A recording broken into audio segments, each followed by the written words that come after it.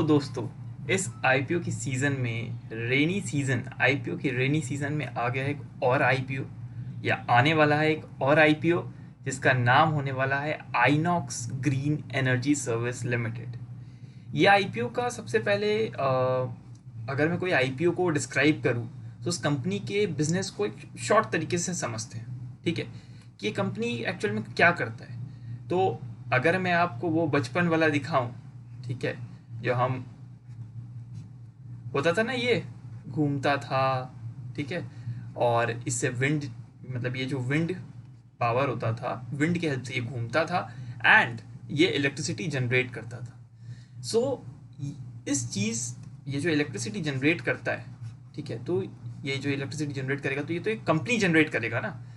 सो क्या ये अब आपको लग रहा होगा क्या ये कंपनी ये इलेक्ट्रिसिटी जनरेट करता है? नहीं नहीं नहीं नहीं। ये जो विंड टर्बाइन होता है, ठीक है, ये कंपनी इसको बनाता है और इसको मेंटेन करता है। अब आप बोलेंगे, अच्छा, ये विंड टर्बाइन को ये कंपनी बनाता है, वो भी नहीं करता। ये कंपनी एक्चुअल में इसको मेंटेन, इसको ऑपरेट करने में ज़्यादा, अब ये कंपनी जो है ये एक सब्सिडरी कंपनी है। अब व्हाट इज सब्सिडरी कंपनी? अगर मैं आपको ये समझाऊं कि एक सब्सिडरी कंपनी होता क्या है, तो चलिए समझते हैं। ठीक है, क्योंकि मैं जब अपना वीडियो को बनाता हूँ तो मैं ये समझता हूँ कि जो भी ये वीडियो देख रहा है उसको कुछ नहीं आता। ठीक है, तो थोड़ा सा मैं लो लेवल के वीडियो बनाता हूँ। Low level in the sense कि एकदम प्राइमरी में जाकर के छोटे छोटे टर्म्स को समझाते हुए, ठीक है, लेकिन बहुत शॉर्ट रखता हूँ और टाइम स्टैम्प्स मैं दे दूंगा। ठीक है, सो सब्सिडरी कंपनी क्या होता है कि फॉर एन एग्जाम्पल एक कंपनी है, फॉर एन एग्जाम्पल से टाटा। ठीक है, अब टाटा के बहुत सारे कंपनीज होते हैं। ठीक है, टाटा सोचता है मैं ना एक कंपनी बना देता हूँ जो सिर्फ मोटर्स में डील करे, मैं एक कंपनी बना देता हूँ जो सिर्फ पावर में डील करे, मैं एक कंपनी बना देता हूँ जो सिर्फ कम्युनिकेशन में डील करे, मैं एक कंपनी बना देता हूँ जो सिर्फ स्टील में डील करे। ओके, तो इस तरीके से जब टाटा सोच रहा है ना, इस तरीके से जब टाटा सोच रहा है, ये सब छोटे छोटे कंपनीज को, छोटे छोटे मीन्स मैं यहाँ पर एग्जांपल दिखा रहा हूँ, छोटे बड़े कुछ नहीं, ये सब कंपनी को कहते हैं हम सब्सिडरी कंपनी। और इस कंपनी का जो पेरेंट कंपनी होता है उसको हम कहते हैं होल्डिंग कंपनी। ऑब्वियसली मैंने जो समझाया वो एक कंसेप्ट है, एक छोटा सा कंसेप्ट, एक ग्लिम्स दिया। अगर मैं और डेप्थ में चल जाऊंगा तो मैं 1 घंटा इसके ऊपर समझाते रह जाऊंगा, इसके लॉज एंड ऑल सब कुछ इस पर समझाते रह जाऊंगा, तो मैं उतना जा नहीं रहा हूँ। ठीक है, तो मैं आपको, आई बिलीव कि मैं आपको एक ग्लिम्स दिया कि क्या होता है होल्डिंग सब्सिडरी कंपनी। ये जो कंपनी है ये है आइनॉक्स, आइनॉक्स विंड बोल के, ओके, एक कंपनी है। ये कंपनी उसका सब्सिडरी है, आइनॉक्स ग्रीन, ये कंपनी उसके सब्सिडरी है। अब आप कहेंगे आइनॉक्स विंड बोल के कंपनी, तो मैं आपको कह देता हूँ ये लिस्टेड कंपनी है, मींस इसका पहले आईपीओ आ चुका है और ये स्टॉक मार्केट में लिस्टेड है। आप कहेंगे कि ओहो लिस्टेड है, तो आपसे वेट नहीं हो रहा कि ये कंपनी ने परफॉर्मेंस कैसा दिया है। ये कंपनी ने उतना अच्छा परफॉर्मेंस नहीं दिया है, उतना अच्छे रिटर्न्स नहीं दिए हैं। ऑब्वियसली मैं ये भी नहीं बोलूँगा कि आप इन्वेस्ट करते तो आपका पैसा डूब जाता, बट हाँ, रिटर्न्स बहुत बैड, बहुत वर्स्ट रिटर्न्स थी। अब जानने का कोशिश करते हैं कि ऐसा क्यों। एक्चुअल में ये जो बिजनेस है, ये जो टोटल बिजनेस है ना, ये है ग्रीन एनर्जी। ठीक है, जो नेचुरल एनर्जी है ना, जो विंड, ये तो हम बनाते नहीं है ना, विंड आ रहा है। ये जो टोटल बिजनेस है, ये बिजनेस में जो भी प्रॉफिटेबिलिटी रहता है ना, इनकम बहुत ज़्यादा रहता है, प्रॉफिटेबिलिटी थोड़ा कम रहता है। मैं ये नहीं कहूँगा कि ये बिजनेस खराब है। ठीक है, अगर कोई बिजनेस से थोड़ा भी प्रॉफिट आ रहा है वो बिजनेस अच्छा है। ठीक है, लेकिन प्रॉफिट या लॉस बाद में सोचेंगे, सबसे पहले ये देखना है कि वो बिजनेस मॉडल कैसा है। ये जो बिजनेस मॉडल रहता है ना विंड एनर्जी का, ये बिजनेस मॉडल में एक्चुअल में होता क्या है कि हम क्या करते हैं, नेचुरल रिसोर्सेज को यूज़ करते हैं। ठीक है, और जो भी यूज़ रहता है वो भी हम एक लिमिटेड कर सकते हैं, ऐसा तो नहीं कि अनलिमिटेड कर सकते हैं। जो भी प्रोडक्शन है वो भी हम लिमिटेड कर सकते हैं, डिमांड भी लिमिटेड रहता है, ऐसा तो कुछ नहीं कि बहुत अनलिमिटेड डिमांड है। ठीक है, ऐसा कुछ है नहीं कि लाइक हम कुछ मोबाइल फ़ोन बना रहे हैं एंड उसका डिमांड बहुत ज़्यादा कर दिया, ऐसा हम कंट्रोल नहीं कर सकते। ठीक है, एंड ये जो चीज़ रहता है ये एक नया, मतलब हर फेज़ में कंपनी को एक नए चैलेंजेस के थ्रू जाना पड़ता है, क्योंकि कंपनी इसके ऊपर रिसर्च में भी बहुत पैसा डालता है। ठीक है, इसलिए इसका जो प्रॉफिटेबिलिटी रहता है ना वो बहुत कम रहता है। बट येस, जो भी कंपनी करता है वो एक चैलेंजिंग बिजनेस रहता है, तो इसलिए प्रॉफिटेबिलिटी ऑलवेज कम रहता है, ठीक है, और बोरोइंग्स रहता है ये सब कंपनी का। तो अगर इसमें प्रॉफिटेबिलिटी कम है तो हम ऐसा नहीं कह सकते कि कंपनी खराब है, हम ऐसा नहीं कह सकते, ठीक है, क्योंकि हम ऐसा ब्लेम नहीं कर सकते।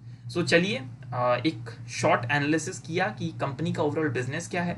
सो अभी यहाँ पे देखते हैं कि इनकॉर्पोरेट हुआ था ये कंपनी 2012 में, ठीक है। कौन सा कंपनी को बात कर रहे हैं? ये सब्सिडरी कंपनी जिसका नाम है INOX green energy service limited. And ये कंपनी जो है वो क्या करता है, विंड पावर जो है, विंड पावर मींस मैंने आपको कहा उसका ऑपरेशन एंड मेंटेनेंस के ऊपर वर्क करता है और वो सर्विस प्रोवाइड करता है with in India, means international company नहीं है। द कंपनी सब्सिडरी जैसे कि मैंने आपको कहा आइनॉक्स विंड लिमिटेड। एंड ये जो कंपनी है ये NSE एंड BSE में लिस्ट होने वाला है। एंड ये सब्सिडरी कंपनी विंड का आइनॉक्स विंड लिमिटेड जो कि NSE BSE ऑलरेडी है उसमें लिस्टेड, और ये आइनॉक्स GFL ग्रुप का है। ऑब्वियसली ये बोलने का बात नहीं है, ओके। अब क्या है कि आगे इस कंपनी को और अच्छे से समझने की कोशिश करें, ठीक है। तो ये कंपनी सर्विस प्रोवाइड एक्सक्लूसिवली, ये ऑब्वियसली मैंने जैसे आपको कहा, ठीक है।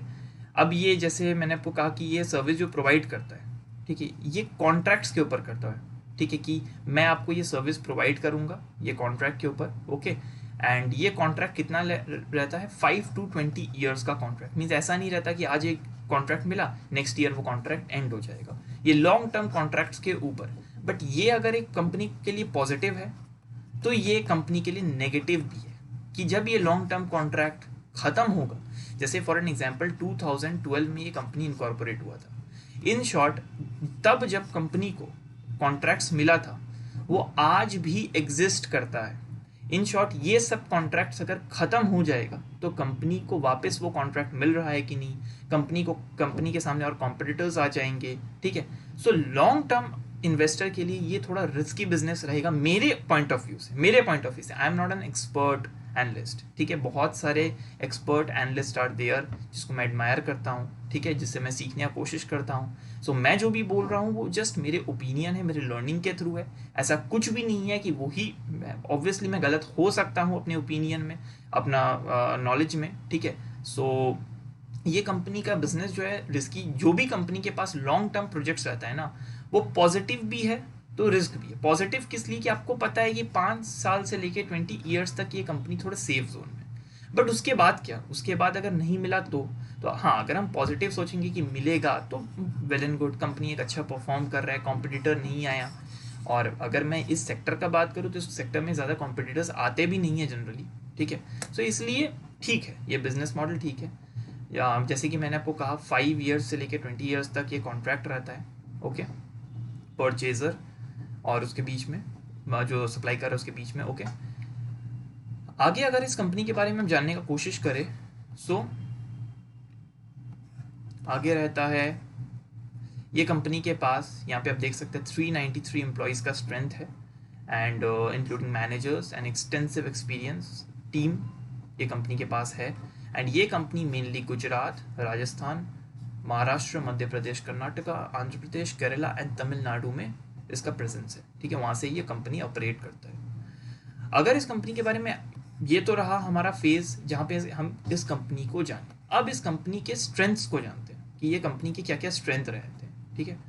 Obviously strong and diverse existing portfolio base, मैं इसको ऐसा कुछ स्ट्रेंथ नहीं मानता हर कंपनी दे देता है। Establish track record, favourable national policy, obviously ये जैसे कि मैंने आपको कहा कि एक नेचुरल रिसोर्स का बिजनेस है तो उन लोगों को जो भी बिजनेस पॉलिसी रहता है उन लोगों को गवर्नमेंट पॉलिसी को फॉलो करते हुए करना चाहिए। तो नेशनल पॉलिसी सपोर्ट है, that is very good. Means ये कोई भी पॉलिसीज़ को तोड़ नहीं रहे, ये भी कोई रूल्स को ब्रेक नहीं करे, तो दैट्स वेरी गुड।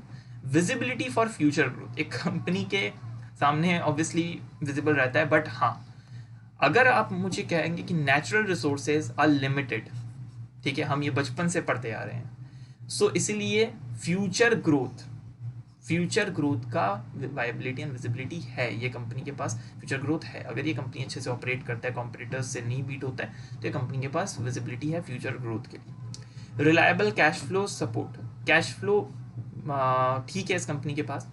एंड क्योंकि ऑब्वियसली बात है, मैंने जैसे कि आपको कहा कि 5 to 20 ईयर्स का कॉन्ट्रैक्ट रहता है, ठीक है, तो कैश फ्लो रहेगा ही। ये कंपनी उस समय सेफ जोन में ही रहेगा, ठीक है। उसके बाद supported and promoted by our parent company Inox wind limited. ठीक है, ये कोई ऐसा कुछ पॉजिटिव नहीं है, ठीक है, क्योंकि आइनॉक्स विंड लिमिटेड का भी जो रहा है परफॉर्मेंस वो भी बहुत ज़्यादा कोई अच्छा नहीं है, बट मैं ये भी नहीं बोलूँगा ख़राब है, क्योंकि ये बिजनेस थोड़ा चैलेंजिंग होते हैं। Established supply chain in place, okay, means again not a strength, okay, and strong and experience, again not a strength, her company ये दे देता है, ठीक है। तो अभी तक हम लोगों ने क्या देखा कि बस ये नेशनल पॉलिसी जो गवर्नमेंट बनाते हैं उसको फॉलो करते हुए चल रहे हैं, विजिबिलिटी ऑफ फ्यूचर ग्रोथ है, सो लॉन्ग टर्म प्रोजेक्ट्स है, तो ये एक स्ट्रेंथ है, बट अगेन ये वीकनेसेस भी है लॉन्ग टर्म प्रोजेक्ट्स, तो ठीक है। अगेन कोई बहुत बड़ा एनालिसिस इसमें नहीं निकल के आता ज़बरदस्ती का, ठीक है। अब चलते हैं मेन पार्ट की तरफ, जो है इस कंपनी के फाइनेंशियल्स। अगर आप इस कंपनी के फाइनेंशियल्स की तरफ नज़र डालेंगे ना, तो आपको दिखेगा कि 31 मार्च 2020, इसको और शॉर्ट रखते हैं, 2019-20 की ईयर में एसेट्स जो था वो नेक्स्ट ईयर बढ़े, उसके नेक्स्ट ईयर घटे, ठीक है। रेवेन्यू कॉन्स्टेंटली इंक्रीजिंग, ओके, बहुत ज़्यादा इंक्रीजिंग नहीं but increasing, that's small positive, क्योंकि मैंने आपसे कहा कि इसका जो भी डिमांड होता है, जैसे कि हम देख रहे हैं कि लॉन्ग टर्म कॉन्ट्रैक्ट्स है, ठीक है, तो हम ऐसा तो नहीं कर सकते कि रेवेन्यू बहुत ज़्यादा बढ़ रहा है, क्योंकि हमें हर साल तो लॉन्ग टर्म कॉन्ट्रैक्ट्स मिल नहीं सकता, ठीक है, एंड इसका डिमांड जो है वो भी लिमिटेड है, ओके, ऐसा नहीं है कि बहुत ज़्यादा हाई डिमांड हम कर सकते हैं कि इस साल में रेवेन्यू 172 करोड़ से तो अगले साल में रेवेन्यू हो जाएगा 500 करोड़, ऐसा नहीं हो सकता, ठीक है, एक स्टेबल ग्रोथ है। प्रॉफिट आफ्टर टैक्स अगर हम देखेंगे तो 1.68 करोड़ था 2020 के एंड में, माइनस मीन्स 27.73 करोड़ का लॉस था, एंड 4.95 करोड़ का लॉस था। अगर मैं इसमें डेप्थ एनालिसिस में जाऊं तो ये लॉस बेसिकली हो सकता है बिकॉज बोरिंग्स बहुत बढ़ गया था, तो इंटरेस्ट एंड ऑपरेटिंग कॉस्ट ज़्यादा हो गया, बट हम देख रहे हैं कि रेवेन्यू बढ़ रहा है, ठीक है, सो ठीक है, मैं ऐसा कुछ नहीं कहूँगी कि बहुत ज़्यादा ख़राब है, क्योंकि लॉस ड्रास्टिकली बहुत डिक्रीज भी हुआ है, ठीक है। एंड अगर हम आज के कंडीशन में बात करें, जब ये कंपनी का लिस्टिंग होगा, ठीक है, तो फर्स्ट क्वार्टर जैसे कि देख सकते हैं हम हो चुका है अप्रैल मई जून, तो फर्स्ट क्वार्टर के रिजल्ट पे अगर हम बात करें तो रेवेन्यू जो है 63 करोड़ पे रह रहा है, ठीक है, जो कि ठीक है, ज़्यादा खराब नहीं है, एंड लॉस अगेन बढ़ गया है, ओके, एंड बोरोइंग्स का अगर हम देखें तो कम रहा है, यहाँ पे बढ़ा ऑब्वियसली बट उसके बाद कमा है। सो कंपनी के फाइनेंशियल्स ऐसा कुछ एक्साइटिंग फाइनेंशियल्स नहीं है, ठीक है, ऑब्वियसली यहाँ पर हम नज़र डाल सकते हैं कि कंपनी का जो वैल्यू है, नेटवर्थ है, वो बहुत बढ़ गया था 31 मार्च 2022 में, that's very good, but again मैं उतना एक्साइटेड नहीं हूँ इसके फाइनेंशियल्स को देख के, मीन्स मैं इस तरीके का बिजनेस में इन्वेस्ट नहीं करता। हाँ ठीक है, आप इसको एक अपने पोर्टफोलियो कंपोनेंट बना सकते हैं एक स्टेबल ग्रोथ के लिए, बट हाँ मैं एक्सपेक्ट नहीं करता कि ये जो बिजनेस मॉडल है, ठीक है, ये अपने इन्वेस्टर्स को 5 साल में या 10 साल में पैसा डबल करके दे देंगी, मैं ऐसा एक्सपेक्ट नहीं करता, ठीक है, ये मेरा ओपिनियन है, ये मेरा एनालिसिस है, क्योंकि ये बिजनेस मॉडल मेरे को एक्साइट नहीं करता। हाँ ठीक है, अगर आपको 5 to 10 ईयर्स में ये जो बिजनेस मॉडल है ये 20% के रिटर्न दे, ठीक है, उतना दे सकता है 20 to 30% के रिटर्न, बट हाँ अगेन मैं ये एक्सपेक्ट नहीं करता कि आपको 100% का रिटर्न दे देगा 5 से 10 साल में, ओके। अब अगर आगे चलते हैं, जो कि बहुत इंपॉर्टेंट कंपोनेंट होता है, ये बिजनेस, ये कंपनी का पीई रेशियो में अगर जाएं, ठीक है, तो ये कंपनी का पीई रेशियो 147.7 है, मींस ये कंपनी का आज के दिन में जो वैल्यू है ये उसका 147.7 टाइम्स मांग रही है, डिमांड कर रही है, ठीक है, जो कि अगेन मुझे ऐसा कुछ अच्छा नहीं लगता, मुझे साउंड नहीं लगता। ईपीएस अगर देखा जाए तो नेगेटिव है, -0.44, ठीक है। एंड नेक्स्ट अगर आगे बढ़े तो अगर आपको देखना है कि इसके फाइनेंशियल्स को ग्राफ पैटर्न में, सो टोटल एसेट्स कुछ इस तरीके से परफॉर्म है, revenue stable, profit after tax stable, borings भी ठीक ही है, ज़्यादा कुछ नहीं, एक साल बढ़ गया था, ठीक है, again not much exciting.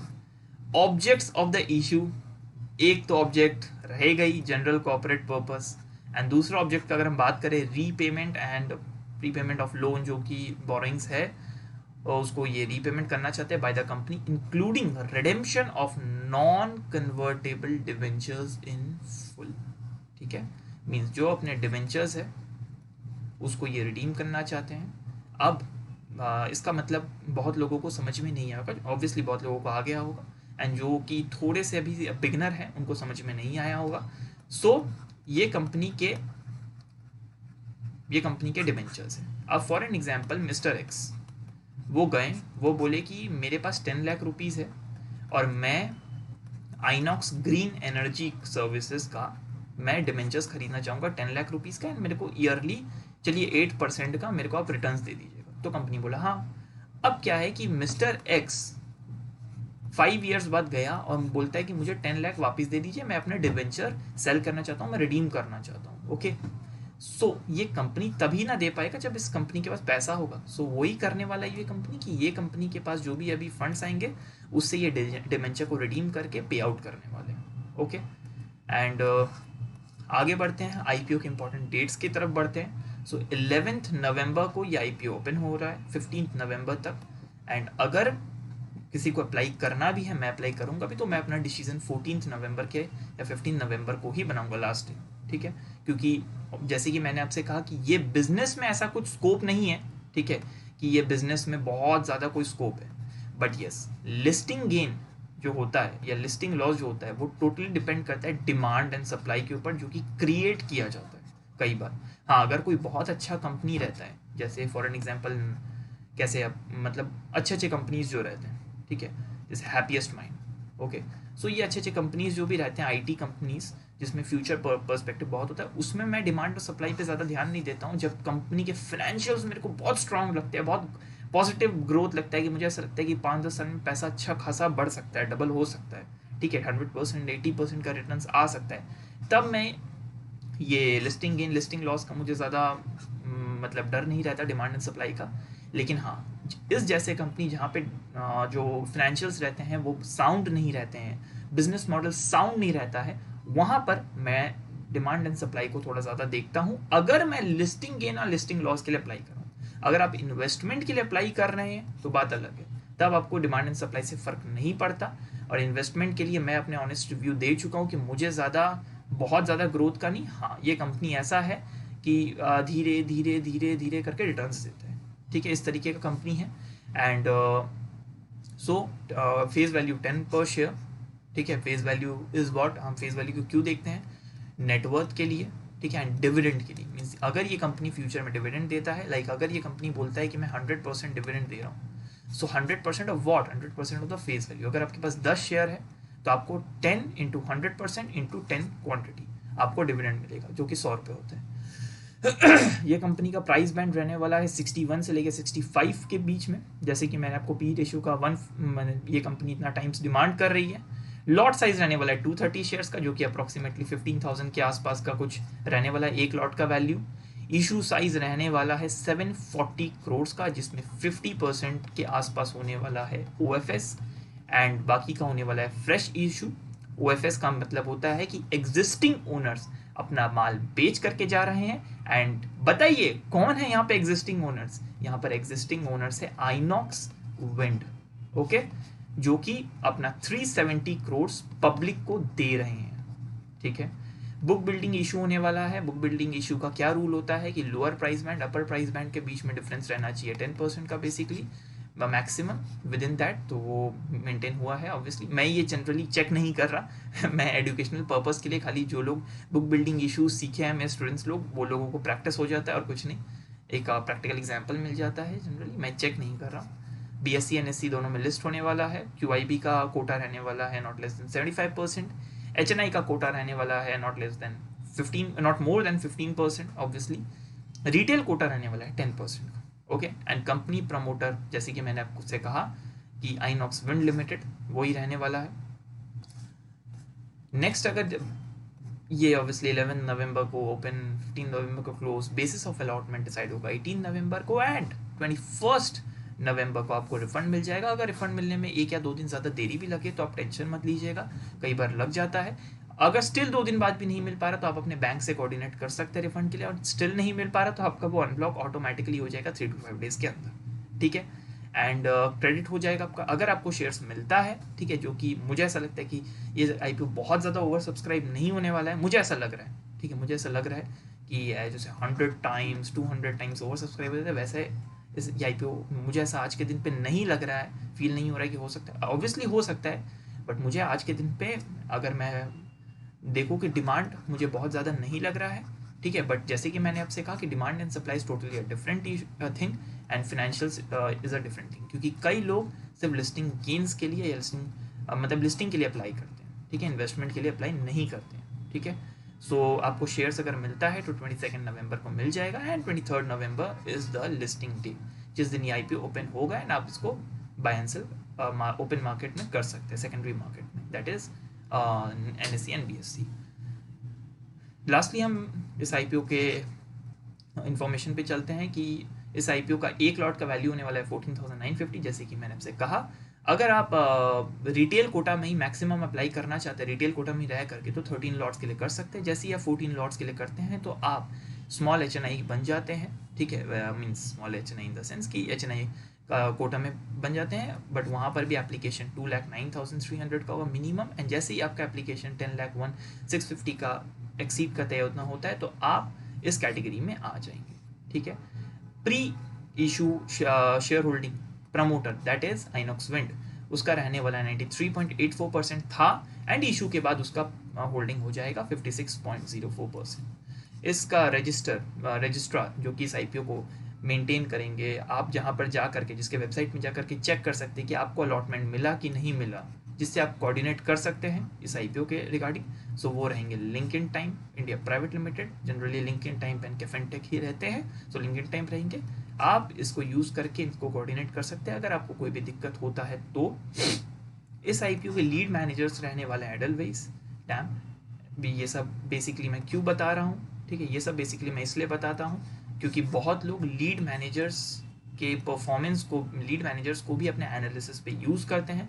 Like for an example, कोई भी एक लीड मैनेजर जैसे IDBI कैपिटल, तो किसी को लगता है कि IDBI कैपिटल का अगर पास्ट 5 ईयर्स देखता हूँ कि उन्होंने जिस IPO को लीड किया उनका परफॉर्मेंस कैसा अच्छा है कि बुरा है, उस बेसिस पर भी लोग डिसीजन लेते हैं कई बार।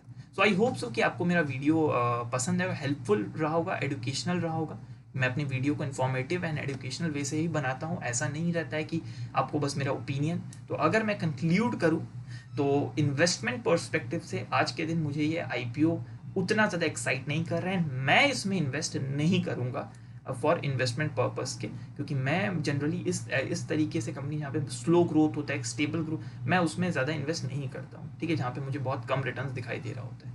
ऑब्वियसली दे सकता है, ठीक है, ये कंपनी है, बट आज के दिन पे मुझे दिखाई नहीं दे रहा है। एंड अगर मैं आपसे ये बोलूँ कि लिस्टिंग गेन, तो लिस्टिंग गेन के लिए हाँ, आज के दिन पे अगर मैं ग्रे मार्केट प्रीमियम जो कि डिमांड, अगर मैं आज के दिन पे आपको बोलूँ तो आज के दिन पे इसका डिमांड रह रहा है 15 to 20% प्रीमियम। मीन्स अगर इस IPO का प्राइस है 100 रुपीज़ तो लोग इस पे देने को तैयार हैं 115 से लेके 120 के बीच में, ठीक है। सो आज के दिन पे इसका डिमांड पॉजिटिव है, बट अगर मुझे लिस्टिंग गेन के लिए भी अप्लाई करना है तो मैं अपना डिसीजन इस सेकेंड लास्ट डे या लास्ट डे ही लेने वाला हूँ, जो कि 14 या 15 नवंबर होगा, जिसको obviously I will try my best कि मैं आपसे एक शॉर्ट्स के थ्रू शेयर कर सकूँ कि इस IPO में मैं इन्वेस्ट मतलब लिस्टिंग गेन के लिए इन्वेस्ट कर रहा हूँ कि नहीं। सो अगर आपको कोई भी इंफॉर्मेशन या एजुकेशनल आपको हेल्प चाहिए या कोई भी टॉपिक जानना है तो आप कमेंट्स कर सकते हैं, ठीक है, या हमें मेल कर सकते हैं। हमारा मेल ID हमारे वेबसाइट पे मिल जाएगा या मैं यहाँ पर भी नीचे मेंशन कर दूंगा, सो आप मेल भी कर सकते हैं। आपको उस टॉपिक पे मैं ट्राई करूँगा जल्द से जल्द वीडियो बनाने का या आपको कांटेक्ट करने का, आपको समझाने का। आप हमारे कोर्स को भी रेफ़र कर सकते हैं। अगर आपको फिनेंस में कुछ इंफॉर्मेशन एजुकेशन चाहिए तो आप हमारे स्मॉल कोर्सेज़ को भी रेफ़र कर सकते हैं जो कि कस्टमाइज्ड है, अलग अलग। अगर आपको IPO समझना है तो IPO के लिए अलग कोर्सेज़, अब इस तरीके के कोर्सेज़ हमारे अवेलेबल है। अगर आपको डीमैट सर्विसेज चाहिए सो डीमैट अकाउंट्स ओपनिंग लिंक्स सब नीचे है, म्यूचुअल फंड ओपनिंग लिंक सब नीचे है। सो डिस्क्रिप्शन बॉक्स में मैं सब रेफर कर दूंगा। अगर आपको demat service, mutual fund service, insurance service, educational service कुछ भी चाहिए तो सब हमारा जो इंस्टीट्यूट है RFP वो प्रोवाइड करता है। सब के लिंक्स आपको नीचे मिल जाएंगे। चलिए मिलते हैं हमारे नेक्स्ट वीडियो।